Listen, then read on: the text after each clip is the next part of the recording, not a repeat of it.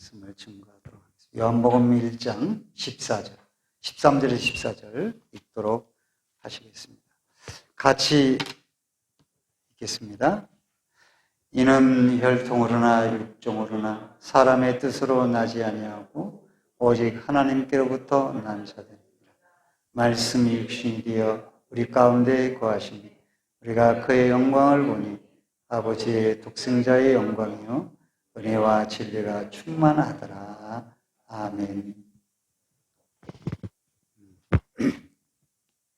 요한복음 1장을 너무 1절부터 우리가 16절까지는 좀 살펴보기를 원하는데 이 진도가 느리기 때문에 듣는 사람 입장에서는 좀 따분하고 또 지겨울 수가 있고 또 들은 걸 또 들어야 되는 부분도 있고 그럴 수가 있습니다만 우리들이 이 먹기 어려운 것도 꾸벅꾸벅 그렇게 인내하면서 먹어볼 필요도 있다고 생각을 합니다. 오늘 말씀은 지난번에 옛날에 한번 또 들어본 말씀과 비슷하기 때문에 그래도 이 말씀을 그걸 또 생략하고 지나가기가 어려워요. 그래서 그렇게 오늘 말씀을 여러분들이 좀 이해하면서 그 말씀을 들어야 된다고 생각을 합니다. 말씀이 육신이 되어서 오늘 13절에 우리 13절, 14절에 14절 말씀에 육신이 되어서 우리 가운데 거하심에 그의 영광을 보니 아버지 독생자의 영광이요 은혜와 진리가 충만하더라 라는 본문의 말씀입니다. 네. 그러면 이 말씀이 육신이 된 로고스가 육신이 된 이유는 뭘까? 그건 우리가 다 알고 있죠. 그렇지만 이 말씀 육신이 됐고 또 아버지의 독생자의 영광은 또 뭘까? 그런데 다 저는 너무너무 시간이 많이 걸려요. 그래서 오늘 그 영광, 아버지의 독생자의 영광을 2주간에 걸쳐서 말씀을 전해 보려고 그렇게 하는 겁니다. 근데 여기서 독생자라고 하는 것은 독생자의 영광이라고 말했는데 이 부분을 좀 이해를 하고 넘어가야 돼요. 모노게네스라는 말인데 유일하게 낳았다, 외아들이다, 독생자다 그런 뜻이죠. 그런데 여기에서의 이 독생자라는 표현은 예수님, 하나님의 그 외아들이다, 독생자라고 하는 단순한 의미를 가진 말씀이 아니라 하나님의 온전한 영광을 이 세상 누구도 갖지 못한 유일하게 하나님의 영광을 소유하신 분이 독생자와 영광하고 만난 의미가 되겠습니다. 그러니까 독생자의 영광이라고 표현하는 것은 독생자라는 것을 강조하기보다도 영광을 강조하는 말씀이에요. 하나님의 영광을 그대로 간직하신 유일한 예수 그리스도. 이것이 타당한 해석으로 볼 수가 있는 것이죠. 예수님처럼 하나님의 영광을 온전히 간직하신 분이 없어요. 그러면 하나님의 영광은 어떤 것인가? 제가 언젠가도 말씀드렸지만 크게 3가지로 봐요. 본체적 영광, 이걸 본요적, 본래 소유하고 계신 하나님의 영광이다. 그 다음에 우리가 본체적 2번째로는 발산적, 또 반로적 그런 영광이 있습니다. 그리고 3번째로는 반응적, 효과적,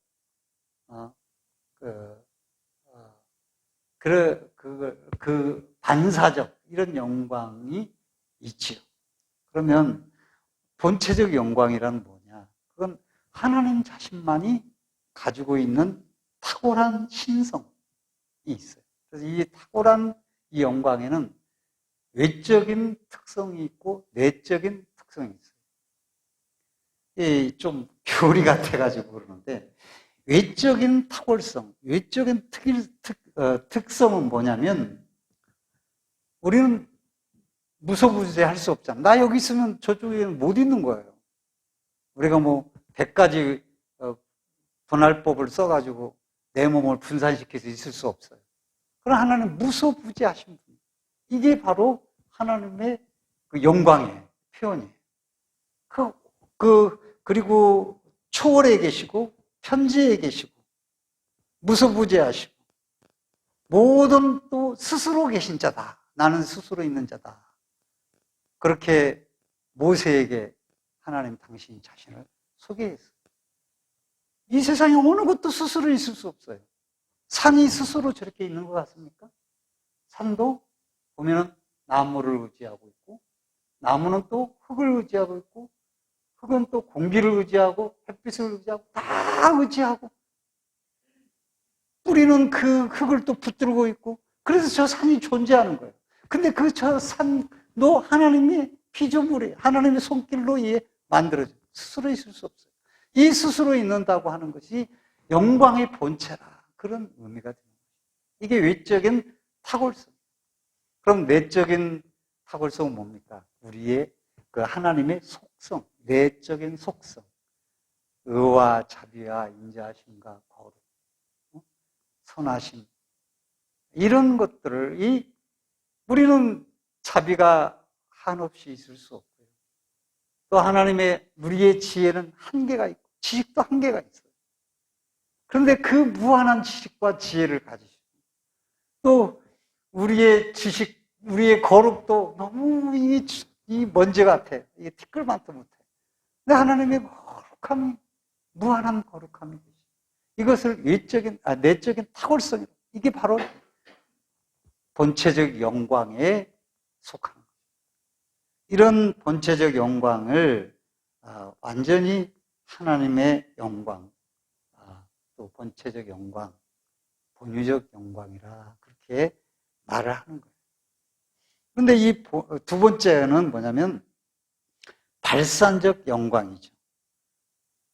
본체적 영광이 이것은 영광이 막 충만하니까 햇빛이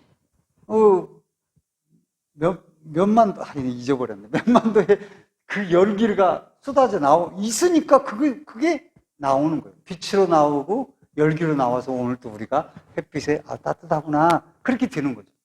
하나님도 본체적 영광이 너무 광활하기 때문에 그 영광이 흘러나와서 그 영광을 드러내게 됩니다. 그것들이 예를 들면 이 흘러나와서 피조물에게 입혀지고 피조물에게 경험되어지고 인식되어지고 그리고 이 영광의 흐름이 천지창조도 되게 되는 것이죠. 이것이 발산적 영광이다. 이렇게 보는 거예요. 모든 피조물들에게 이것이 경험되어지고 그렇게 또 개별적으로도 경험돼요. 자, 우리가 이 꽃이 이쁘잖아요. 하나님 성경에 뭐라 그랬어요? 이 솔로몬의 영광이 이 꽃 하나보다 못하다. 솔로몬의 영광은 하나님이 주셨지만 지가 만들어서 내 영광이라고 한 거예요. 아무 영광이 아니야. 그런데 이 피조물은 그냥 하나님이 지으신 거예요. 물론 사람이 여기다 뭐 인조를 해서 색을 막 이렇게 하고 만들고 해가지고 내가 이렇게 그렇게 생각할지 모르겠지만 하나님이 이 꽃을 그대로 만드신 거예요. 여기에 이 꽃에 하나님의 영광이 나타나게 돼. 이게 발산적 영광이에요. 자, 우리가 안 믿는 사람들은 설악산 가서 구경하고 뭐라 그러죠? 야, 단풍 좋다. 때깔 좋네. 곱다. 야, 멋있어. 야, 저 바위 봐. 아우, 그렇게 계곡이 멋있을 수가 없어. 그리고 거기서 삼겹살 구워 먹고 막 놀고 그러고 거기에만 취하지만은 우리는 거기서 손길을 볼 때, 야, 하나님의 솜씨가 대단하구나. 지금 이 자체는 유진이의 솜씨예요, 손유지. 유진 양의 솜씨에 양쪽 다 너무너무 이쁘죠. 정말 제가 얼굴이 사네, 이뻐요. 그렇죠. 그런데 우리는 그걸 보고 이 꽃 하나를 보고 이쁘다 하지만은 이 꽃을 창조하신 하나님의 영광을 여기서 보게 되는 것이죠. 이게 발산적 영광. 우주도 그래. 우주 만물을 보면서 야, 저거 저절로 생겼어? 이건 하나님의 영광을 못 보는 거예요. 근데 거기에 하나님의 영광이 흘러나와서 저 우주가 형성이 됐고 저 은하계가 형성이 됐구나. 그리고 서로 그것들이 질량과 또 인력을 가지고 움직이고 있구나. 서로 의지해서 하나님의 영광이 저게 보이네. 그게 바로 하나님의 영광을 볼 수, 발로적 영광이에요. 그 모든 것들. 나무 하나, 풀 하나 다 하나님의 발로적 영광이에요. 그 속에서 하나님의 영광을 볼 수가 있어야 됩니다. 시편 8편 1절에 3절을 보면 이런 말씀. 여호와 우리 주여, 주의 이름이 온 땅에 어찌 그리 아름다운지. 주의 영광을 하늘위에 두셨나이다. 주의 손가락으로 만드신 주의 하늘과 주의 베풀어 두신 달과 별들을 내가 보니. 그렇게 말씀합니다. 피조물들은 자연과 우주 만물에 나타나는 하나님의 능력과 성품과 그 솜씨, 그걸 볼 수가 있어요. 그런데 타락을 해가지고 보지를 않아요. 저 해가 저기 어찌 있는 거지? 저절로 생긴 거야? 이렇게 하고 마는 거죠. 타락하기 전에 모든 만물이 하나님의 영광과 이어져서 사람도 삐켜져 있어가지고 하나님의 영광을 쫙 볼 수가 있었지만 죄로 인해서 전선이 끊겼어요. 하나님이 딱 끊어버렸어요. 그러니까 캄캄한 거예요. 어두운 거예요. 이건 보긴 봐. 나 보잖아. 뭐가 캄캄해요. 다 본다고 생각했어요. 근데 너희는 영적 소경이라고 말해요. 왜? 끊겼어요. 전기가. 하나님의 영광의 전기가 딱 끊기니까 하나님의 영광을 보지 못하고 눈으로 보는 것만 보는 거예요. 이건 꽃이요. 이쁘다. 별짓도 하는데 이 속에서 하나님의 영광이 안 보입니다. 그게 타락한 인간인 것이죠. 그래서 범죄한 인간의 특징은 죄를 지을 수밖에 없기도 할 뿐만 아니라 하나님의 영광을 볼 수가 없어요. 보지도 못하고 말할 수도 없어요. 그 솜씨와 영광을 표현하지도 않아요. 그 우리가 찬송가 주님의 높고 위대하시며 주님의 솜씨 노래하도다 이렇게 할 수 있고 그것이 진실로 그 입에서 나올 때 저 사람은 하나님의 영광을 본 사람이구나 라고 말할 수 있는 거지. 이것이 하나님의 영광의 발로구나. 발로적, 발산적 영광의 자락들이구나 라고 단풍 아름답게 입이 물드는 걸 보고 하나님의 솜씨를 생각을 해야 돼요. 거기서 하나님의 영광을 보아야 되는 거예요. 로마서 1장 20절에 창세로부터 그의 보이지 않는 것들 곧 그의 영원하신 능력과 신성이 만드신 만물에 분명히 보여 알게 되나니 그러므로 저희가 핑계치 못할지라. 그런데 나는 못 봤는데요. 저게 그냥 된 줄 알았어요. 못 보는 거죠. 이사야를 비롯한 많은 선지자들이 개인적인 하나님의 영광을 경험했어요. 이렇게 자연적으로 이렇게 일반적으로 펼쳐진 하나님의 영광을 아주 진하게 보는 사람이 있고 얼핏얼핏 조금씩 보는 사람이 있고 아예 못 보는 사람들이 있어요. 신앙의 깊이는 얼마나 내가 하나님의 영광을 깊이 볼 수 있느냐. 이사야 선지자도 얼핏얼핏 조금씩밖에 아니면 거의 못 보듯 했던 사람이에요. 그런데 그가 사명을 받을 때 하나님의 전에서 하나님의 영광을 경험했잖아요. 그래서 이사야 6장이 뭐래요? 서로 창화하여 가라되 거룩하다 거룩하다 거룩하다. 만군의 여호와 그의 영광이 온 땅에 충만. 이같이 창화하는 자의 소리로 인하여 문지방의 터가 요동하며 집의 연기가 충만한지라. 그때 내가 말하되 화로다 나여 망하게 되었다. 나는 입술이 부정한 사람이요 입술이 부정한 백성 중에 거하면서 만군의 여호와이신 왕을 비웠습니다. 성전을 들락달락했지만 왕을 못 비웠어요. 그런데 성전 안에 스락 가운데 거하시는 하나님의 영광을 보았고 그는 그 앞에서 드러난 자신의 죄인된 모습을 발견해서 화로다 나여 망하게 되었더라 고백을 하고 위치게 됩니다. 죄인들은 하나님의 영광 앞에서 자신의 그 찬란한 영광 앞에 자신을 보니까 너무 더러운 거예요. 이것이 영광을 깊이 있게 본 사람들의 특징이에요.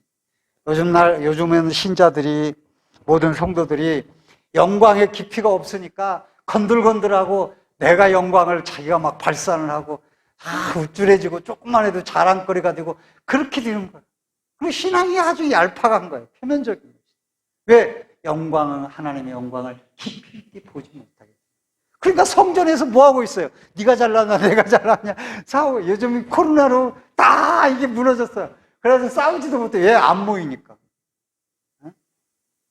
하나님은 영광을 거둬가시고. 여러분, 코로나를, 그럴 때에 중세기 유럽에 기독교가 장악을 했잖아요. 그런데 어떻게 패스트가 왔어요. 패스트가 와서 3분의 1이 죽었어요. 막 쥐들도 막 더럽고. 근데 그 중세기에 얼마나 타락을 했습니까? 교황이 신이며, 그리고 모든 교회 안에 우상들을 섬기고, 말씀은 사라져가고. 그러니까 패스트를 보내 3분의 1을 죽게 만들어. 근데 교인들은 자기들이 죄인됨을 발견하지 못하고, 하나님, 살아계신 하나님, 우리의 질병을 고쳐주세요. 더 막 옮겨가는 거예요. 하나님은 그렇게 그들을 징벌하시는데, 자기들을 발견하지 못하고, 회개하는 사람보다 자기들이 병을 낫게 하시는 하나님을 찾고. 그러니까 사람들, 하나님 교회 가서 패스트 병에서 낫게 해달라는데 안 낫잖아, 죽잖아. 그건 하나님이 어디 있어? 교회 가지 마. 이렇게 신앙이 다 떨어지고, 믿음의 거기에 끝까지 버티는 사람들, 깊이 있는 사람들 남게 되는 거예요. 그게 중세의 하나님이 타락한 그 백성들을 향한 진노이죠. 오늘날도 보세요. 교회가 교회다운가? 성도가 성도다운가? 우리 자신들이 다. 왜 그렇게 교회가 됐고, 왜 그렇게 세상 사람들이 손가락질하는 교회하면 이제 매력이 없어지고, 왜 그럴까요? 믿는 사람들이 매력이 없어요. 믿는 사람이 더 인색해. 회비를 내라고 해서 안 내고. 아니요, 우리 교회 말고요. 모임에서 다른 사람은 안 믿는 사람 잘 내. 믿는 사람들은 그렇게 돈을 꼭 그렇게 내야 되는 거야? 반절만 내면 되도 않아. 반절만 내도 충분한데 뭘 그렇게 내냐고. 안 내는 거죠. 그러니까 예수 믿는 사람이 저런다고. 손가락질. 그렇게 돼. 하나님의 영광이 보이죠. 왜 그렇게 교회가 됐고, 교회 안에서 다툼과 싸움과 자기들의 교만과 자기 편가름이 생겼냐? 하나님의 영광을 보지 못하고 육신의 눈으로 보기 때문에. 그래서 부흥이라는 게 뭡니까? 부흥이라는 게 리바이벌이 뭐예요? 교회 사람들이 막 늘어나면 그게 부흥입니까? 그건 부흥이라고 치지 않아요. 교회 재산이 많으면 그게 부흥입니까? 타락해졌어요. 그게 부흥이라고 볼 수가 없어요. 그래서 우리는 신앙생활하면서 내가 얼마나 말씀을 읽으면서, 말씀을 들으면서 내가 이 사물과 하나님이 발산적으로 나타내신 영광을, 이 살아가는 삶 가운데서 아름다운 하나님의 영광을 볼 수 있느냐에 그 깊이, 거기에 신앙생활이 달려있어요. 그래서 좀 목소리를 크게 해서 죄송하지만 우리 자신들이 참 그런 걸 못 봐. 너무 하나님의 아름다우심을 우리가 깨닫지는 못해. 그 영광을 못 봐. 그러니까 우리 신앙이 너무 초라해. 하나님의 영광이 없으니까. 빛과 번쩍한 것만 영광인 줄 알아요. 그래서 이런 개별적 영광이 또 공동체적으로도 교회사 속에 임하기도 하잖아요. 놀라운 일이에요. 평양의 대각성운동이 일어났죠. 그건 교회사에서 기록이 될 정도로 평양 시내에 다 문을 닫는 거예요. 안식일날.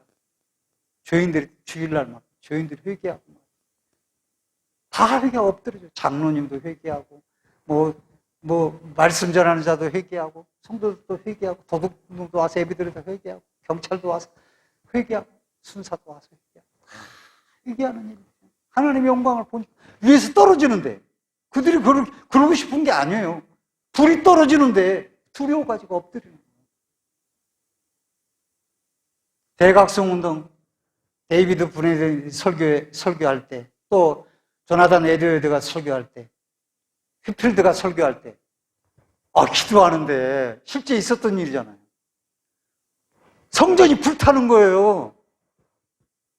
불이 안 타. 근데 전부 다 불이 타는 거를 보인 거예요. 성령의 불이 막 타는 거예요. 그러니까 막 말씀을 들으면서 조나단 에드워드가 설교하는데 살려주세요 하나님 막 바지 붙잡고 막 자기들이 죽겠다는 거예요. 절벽에 당대로 떨어져서 죄인 살려달라고 하나님 앞에 부르지는 거예요. 그런 일들이 근데 나만 그러는 줄 알고 다 그러는 거예요. 거기 그런 일들이 왜 그랬어요? 하나님의 영광을 보는 거예요. 하나님의 영광을 안 본 사람들 보여 까불고 있어요. 이렇게 되는 거예요. 이거 완전히 다르죠. 교회가 다릅니다. 그래서 하나님은 이 역사적으로 이렇게 때를 따라서 영광을 보게 하시는데, 이게 이 영광을 보게 하기 메말르고 영광을 보지 못하는 이 과정 속에 끝부분에 있는 사람들 얼마나 하나님의 영광이 잘 안 보이겠어요. 그러니까 그때는 우리가 말씀을 들으며 또한 이 말씀을 읽으며 또 기도하며 사색하면서 하나님의 영광을 우리들이 발견하고 찾고 하는 훈련을 해야 되는 거예요. 그냥 아이고 그런가벼 단풍 좋아 이러지 말고 재미있기도 육신도 즐거울 뿐만 아니라 그 속에서 하나님의 영광을 볼 줄 알아요. 그 아름다움이 물들게 돼요. 근데 말로는 뭐 하나님의 주님의 높고 위대하심을 해놓고 딱 보니까 저 사람 보니까 하나님의 영광 안 보이고 사람으로 보이거든. 그러니까 받는 거예요. 그렇게 되는 겁니다. 그래서 신앙에 흔들림 없는 신앙, 바른 신앙, 그런 신앙들은 어디에서 옵니까? 하나님의 영광을 얼마나 보고 찾아내느냐, 훈련이 되어 있느냐, 거기에 있다. 우리는 이 하나님의 영광 앞에 죄인들이 드러나서 하나님 부르짖으면서 자신을 위해 살던 자들이 그들의 삶을 돌이켜서 하나님을 위하고 이웃을 위해 사는 삶으로 돌이키는 것, 그게 부흥이고 그게 하나님을 경험한 영광을 체험한 사람들의 모습입니다. 시편 57편 5절에 보면 하나님이여 주는 하늘 위에 높이 들리시니 주의 영광은 온 세계 위에 높아지길로 바라나이다. 열왕기상 8장에 보면 제사장이 성소에 나올 때 구름이 여호와의 전에 가득하니 제사장의 그 구름으로 인하여 능히 서서 섬기지 못하였으니 이는 여호와의 영광이 여호와의 전에 가득합니다. 구름이 안 피네. 그러니까 중세에는 어떻게 했습니까? 인위적으로 구름을 핀 거예요. 구름 보는 거예요. 위험이 좀 보이네. 앞에서 인도하는 사람 막 옷을 휘황찬란하게 입고 말이죠. 그래가지고 딱 위험이 있네. 오늘날 교회에 가운 입고 하는 것도 사실 개혁주의가 합당치 않은 거예요. 그러나 오늘 교회에 가면 다 가운을 입고 막 느리고 뭐 박사 가운 입고 쓰고 막 그러잖아요. 자기가 박사면 박사지 뭐 성전에서 박사야. 아무것도 아니고. 그렇게 입고 왜? 사람들이 알아주라고. 그래야 좀 박사인가 봐 하고 이렇게 그렇게 아니면 다 무시하고 깔아뭉개고 말씀도 안 듣고 그러니까. 구름을 피워야 훌륭한 분이야. 구름 안 피우면 인기도 제가 훌륭하지도 못한 사람. 이렇게 취급을 하고 중세 신부들이 전부 그래서 촛불 켜고 난리가 나잖아요. 구름 피우고 말이죠. 옷 금광 같은 휘장 번쩍번쩍하고 구약에 따라서. 그런 사람들이 그게 영광입니까? 거룩의 특성은 내적 속성의 영광은 하나도 없어요. 그 다음에 세 번째로 제가 시간이 너무 길어가지고 이제 거의 왔습니다. 효과적 영광에 대해서 우리가 알아봐야죠. 효과적 영광이라는 것은 발산적 영광을 경험한 사람에게서 나오는 것이죠. 그래서 하나님의 영광을 위해서 받아가지고 그 영광을 반사시키는, 그리고 하나님의 영광을 위해 살고자 하는 그 반사는 행위나 갈망을 말하는 것이죠. 다른 말로 자신의 삶 속에서 하나님의 성품을 드러내고 다른 이들이 자신처럼 하나님의 창조에 합당한 모습으로 하나님의 영광을 위해 사는 그런 삶으로 같이 살기를 원하는 그런 갈망들, 이런 것들이 효과적 영광이요, 반응적 영광이다. 그래서 우리가 흔히 말하는 하나님의 영광을 위해 산다, 하나님께 영광을 돌린다, 이게 효과적인 영광이죠. 그래서 구약에서 역대상 16장에 보면 여호와는 광대하시니 극진히 찬양할 것이요 모든 신보다 경외할 것이며 만방의 모든 신은 헛것이요 여호와께서는 하늘을 지으셨습니다. 존귀와 위엄이 그 앞에 있으며 능력과 즐거움이 그 처소에 있도다. 만방의 족속들아 영광과 권능을 여호와께 돌릴지어다. 여호와께 돌릴지어다. 돌리라는 거예요. 영광과 권능을. 여호와의 이름에 합당한 영광을 그에게 돌릴지어다. 예물을 가지고 그 앞에 들어갈지어다. 아름답고 거룩한 곳으로 여호와께 경배할지어다. 여기 예물이 꼭 물질만 아니잖아. 나의 아름다운 삶으로 하나님 앞에 예물을 드리라. 그게 영광이에요. 신약에서는 마태복음 5장 유명한 말씀이 있죠. 세상에 너희는 빛이 소금이라. 세상은 세상의 소금이니 소금이 그 맛을 잃으면 무엇으로 짜게? 너희는 세상의 빛이라. 산 위의 동리가 숨기지 못하고 사람이 등불을 켜서 말 아래 두지 아니하고 등경 위에 두나 이러므로 집안 모든 사람에게 비치니 이같이 너희 빛이 사람 안에 비치게 하여 너희들의 착한 행실을 보고 하늘에 계신 너희 아버지께 영광을 돌리게 하라 라고 신약에서 말씀하십니다. 이게 바로 효과적인 영광이에요. 발산한 영광을 경험한 자연적인 반응, 하나님께 영광을 돌리는 삶, 이걸 말하는 거예요. 물론 하나님께 우리가 영광을 안 돌린다고 해서 제가 말씀드리지만 하나님의 영광이 쭈그러들거나 부족해지거나 그러지는 않아요. 그러나 효과적인 영광을 통해서 우리가 하나님의 영광의 사람이 되고 그 영광의 빛은 하나님 앞에도 우리 자신이 빛나게 되는 것이죠. 그 외에는 없어요. 안 돌린다고 해서 하나님의 영광스럽지 못한 분은 아니에요. 하나님이 그렇게 우리를 불러서 영광을 돌리게 하신 거예요. 그게 구원받은 백성의 제일 된 목적. 하나님을 영화롭게 하고 영광을 제일 된 너의 목적이 뭐냐? 빌딩 하나 구하는 건데요. 아파트 하나 사는 겁니다. 이게 아니라 하나님께 영광을 돌리는 삶. 그게 목적이에요. 그래서 동네에서 내가 딱 있을 때 내가 예수 믿는다. 그러면 남들은 1,000원 내면 나는 2,000원을 내요. 남들은 10,000원 내면 똑같이 나는 왜 10,000원 내 8,000원만 내면 안 돼? 이렇게 말하지 말고 15,000원을 내줘.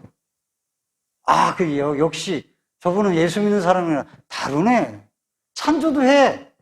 좀 덜 사 먹고 찬조도 해. 1,000원 더 찬조해. 1,000원만 찬조해도 예수 믿는 사람 다르네. 이렇게 할 수가 있어. 왜냐하면 사람들은 너무 자기 것만 따지거든.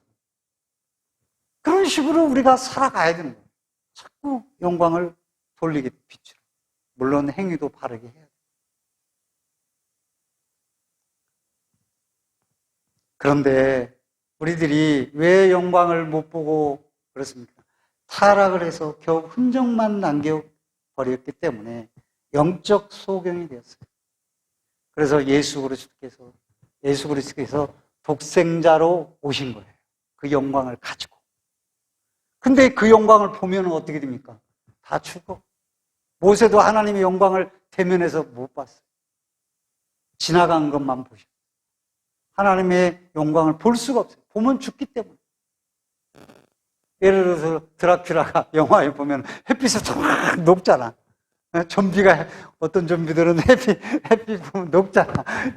그렇죠. 그와 똑같은 거야.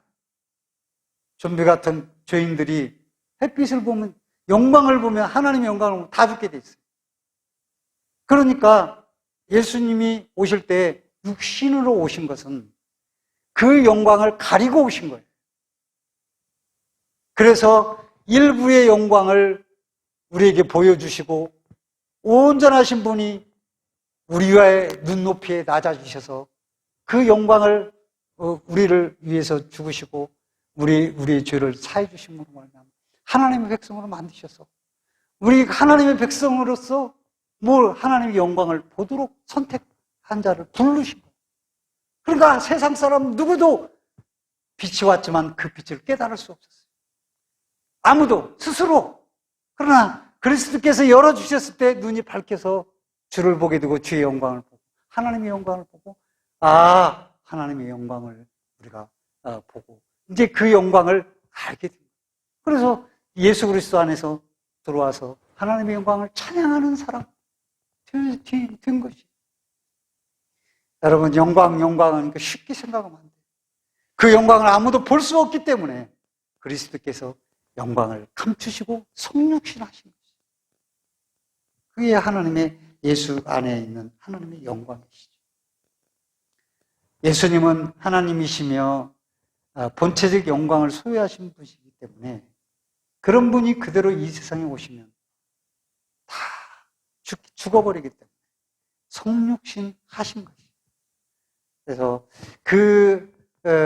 그 영광을 자기 인간의 광채에 취해 있는 교만한 수많은 신자들, 또 사람들, 그 하나님의 영광 앞에 엎드리도록 우리를 불러주신 거예요. 그러니까 내가 예수 믿고 나서는 반드시 그 깊이가 얕든 깊든 하나님의 영광을 봐야 돼요. 할렐루야. 깨달아 알아야 돼요. 그리고 하나님의 영광을 위해서 살 목적을 가져야 돼요.